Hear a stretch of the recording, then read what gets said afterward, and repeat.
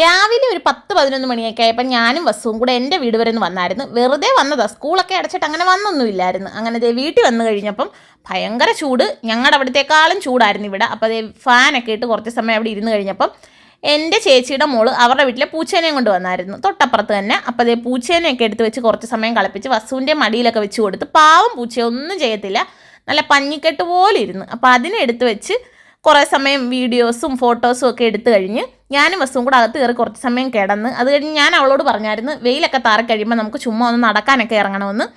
എൻ്റെ സ്വന്തം സ്ഥലം, ഞാൻ ഓടിക്കളിച്ച് വളർന്ന എൻ്റെ നാട്. പക്ഷെ ഞാൻ വീട്ടിൽ വന്ന് അങ്ങ് പുറത്തോട്ട് ഇറങ്ങൽ പതിവില്ല.